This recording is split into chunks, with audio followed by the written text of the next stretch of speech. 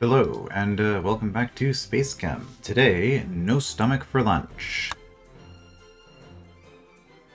The canteen was filled with the wafting aroma of fish paste. Ah, yes, the other product that SpaceChem is known for. I sat down at a table with Marianne and Hikaru, a lesser technology researcher. He was quiet, slouched in his chair, his shaggy brown hair hanging over his eyes. I toyed with the paper wrapper of my sandwich. SpaceChem's food products were their own sort of appetite suppressant.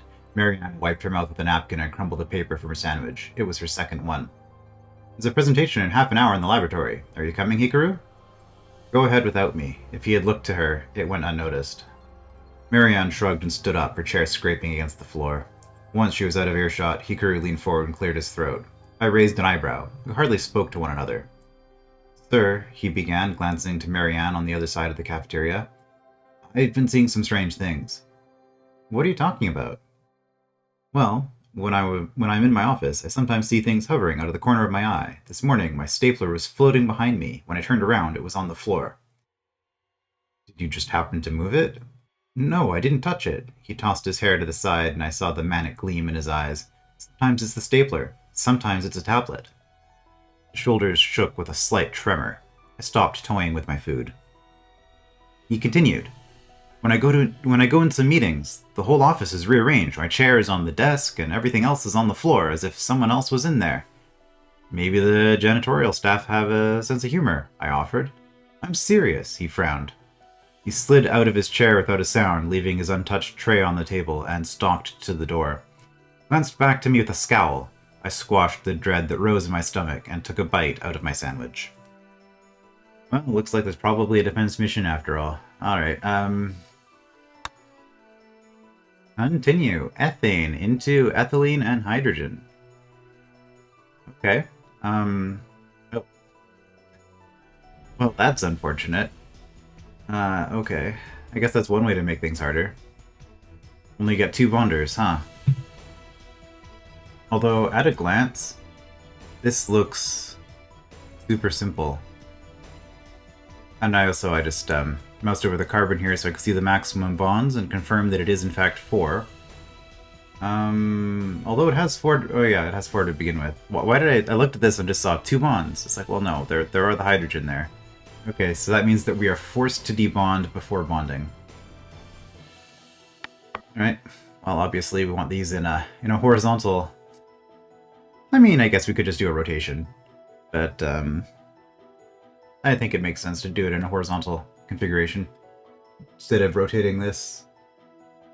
Doesn't cost anything to move these, but after all. Alright, so I mean, this is going to be super easy. We ethane in, take out the 2 hydrogens. In fact, okay, right away I see, I don't think I'm using a flip-flop on this one. I said that last time, but I really don't see why I'd use a flip-flop on this one. Alright.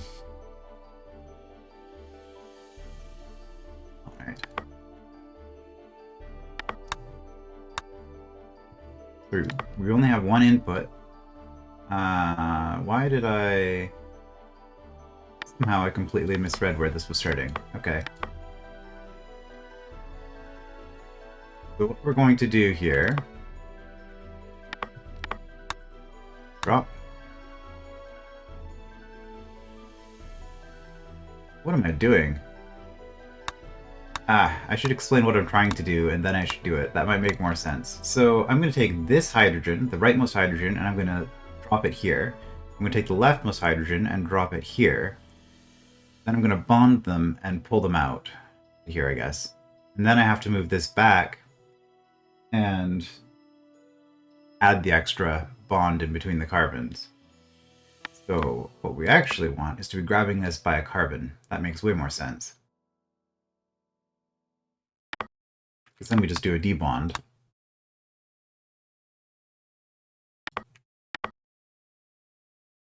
And I guess here,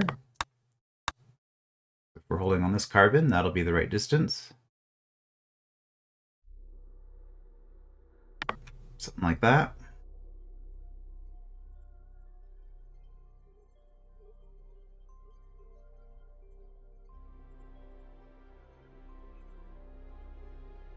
All right.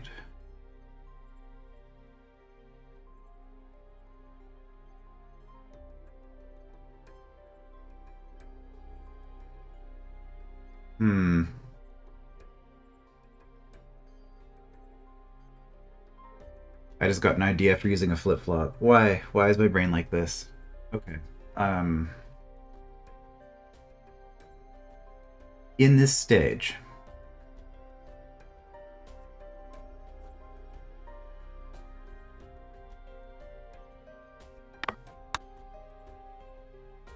we might actually want to grab drop here. So we've dropped this.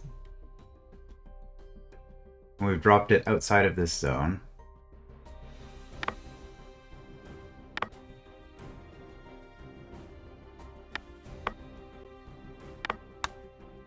Grab.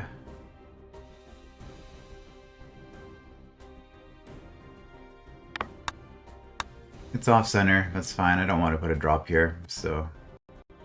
What? My computer. Hold on. My computer seems to be doing something weird. I guess I should restart it. I don't think I have anything open that would be causing slowdowns. Hopefully the recording wasn't really bad. Oh, I forgot to close that. Okay, sorry about that. Yeah, okay. I mean, it shouldn't have made a difference, but I usually close everything before I do a recording. It's getting these weird skips in the recording, and I'm worried about how that's going to show up. Alright, so dropped this. Output, obviously. Grab this. And we are on this spot. Now we bond. And if I do a double bond here, or a debond here, it shouldn't matter, because at this point, this hydrogen, there is no hydrogen anymore. So we're completely clear at this point.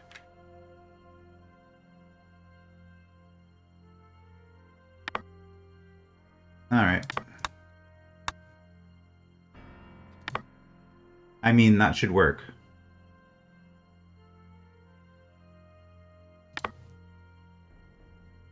I'm pretty sure that this just works. Now, I could double it up and try to be more efficient, but given that there's a lot of stuff going on in the middle, that could be a potential issue. So I'm just going to run this like this and see if this is a solution. Or if I have overlooked something. Well, it's a good start.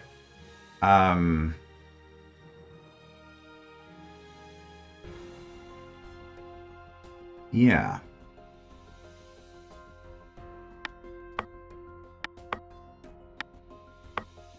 So I know this isn't going to fix everything, but it should fix this first part, so I'm just going to test that.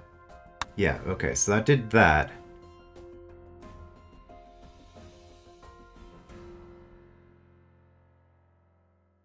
Oh.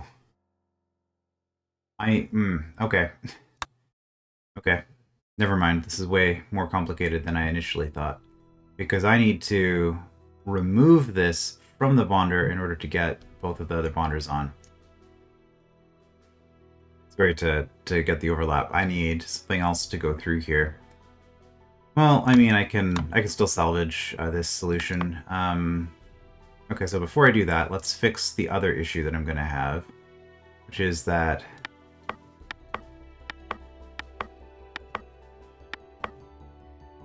this is going to need to be here. This debond means that I need to go drop and grab to switch from this section to here. So that should get me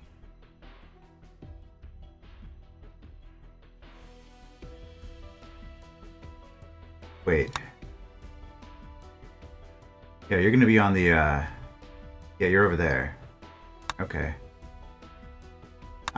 And then, as you can see, that's working there. And then we're going to come up. So in this time, I guess we just use, yeah.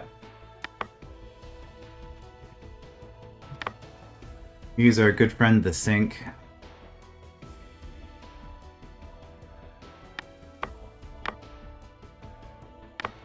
Grab this.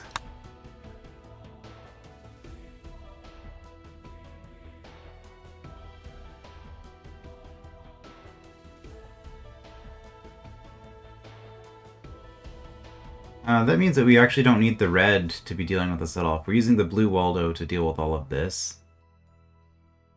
Yeah, let's just delete some stuff here.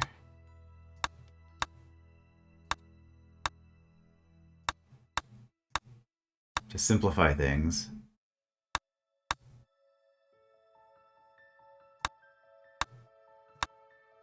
Okay, I can just do that. That'll be faster. Okay, yeah, so we're not doing any of that on red, because we're going to get rid of all of that. Because at this stage, we've grabbed this. 1, 2, 3, 4, 5, 6. 1, 2, 3, 4. 5, 6, 7, 8, 9. Maybe?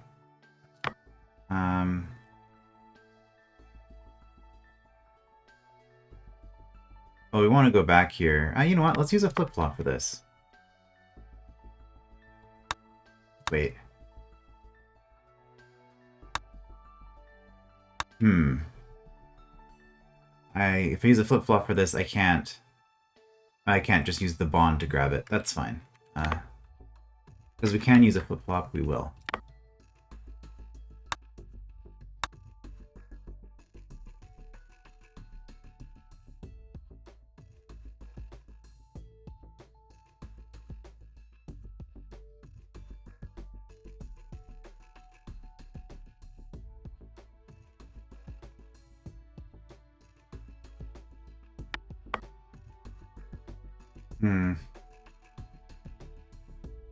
If we're dropping here,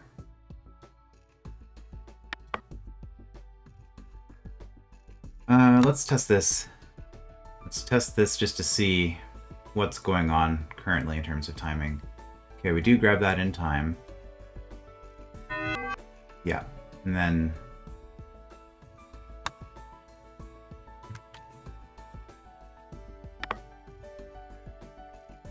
okay, if I do that, it should stop the simulation from crashing.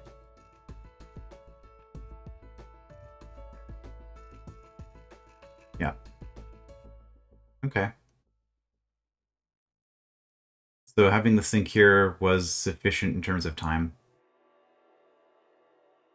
So let's just use another flip-flop.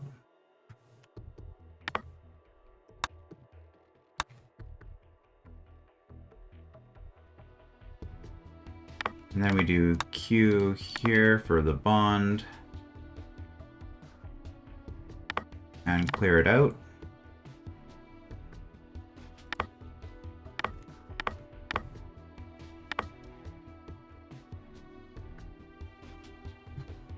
This is kind of needless here just because I want to drop it in the right spot. I mean, I could just... You know what? Let's just save ourselves a little bit of trouble. Yeah, because we are grabbing it here. We'll drop it as early as possible and just output it. We'll choose efficiency in this case instead of consistency. And then this start being like this is just whatever. It makes this look more complicated than it is.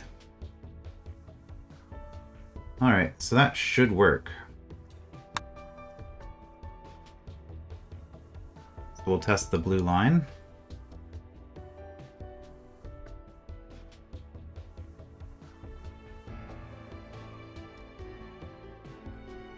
Oh, but we're not grabbing this. That's a problem.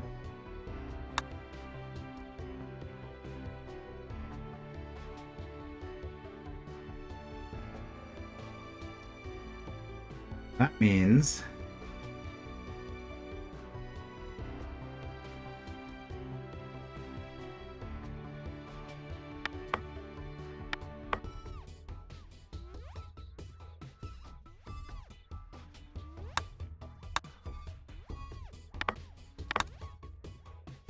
we're gonna drop it on the first pass. They're going up. Bond. Come back down. And flip-flop. Okay.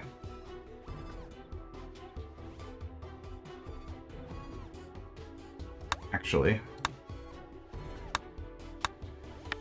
Do that. And let's make sure that there's no collisions going on here.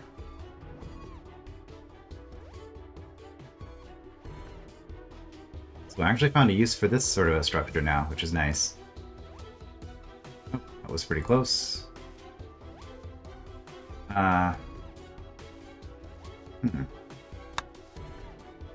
So...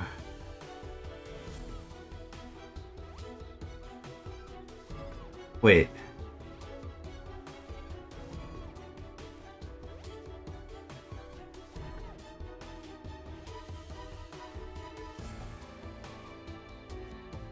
Don't I just want...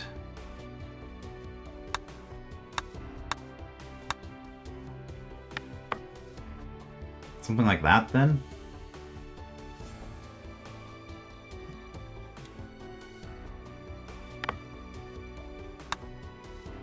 And then I'm just gonna time this. So I'm just gonna have a Q plus, a bond plus on the red line at the right, somewhere where it's when it's in here. Yes, after that. So we're at this stage at this point. Okay. We just do a bond here. That should solve it.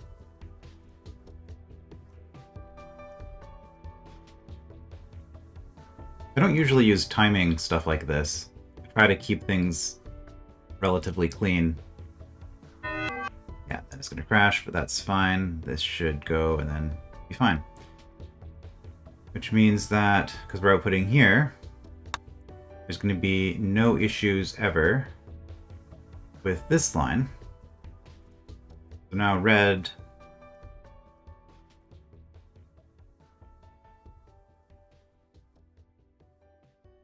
Let's see, we're holding here.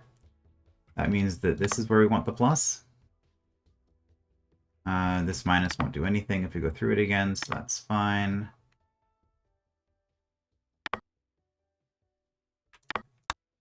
Drop.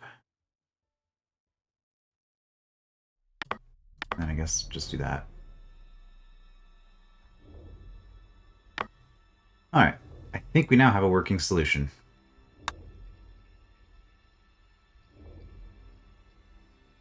And so what I'm getting into this is the flip-flops. It's not about choosing to use them or not. It's just now, it's already just become another tool that I have access to that I can do things with if I need to.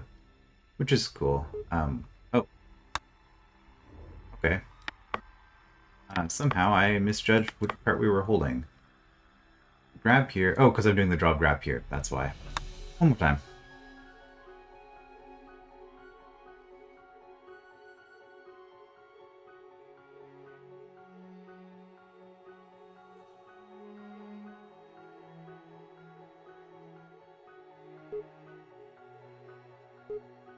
Yeah, and that was fine.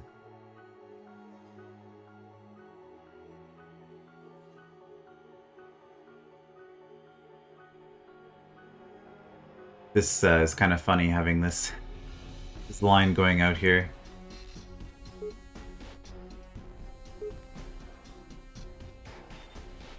Alright, well, looks good to me.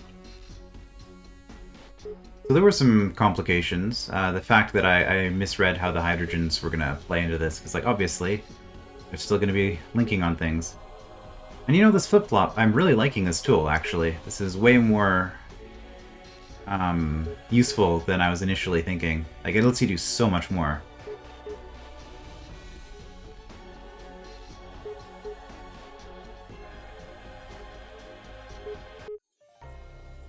And I don't think I really needed to use the flip-flops there, but it just, you know, it let me keep the blue nicely contained and tight, and that was, you know, a nice solution. Okay, next up, no employment record found. Is Hikaru the monster this whole time? We'll check this out next time. I will see you then.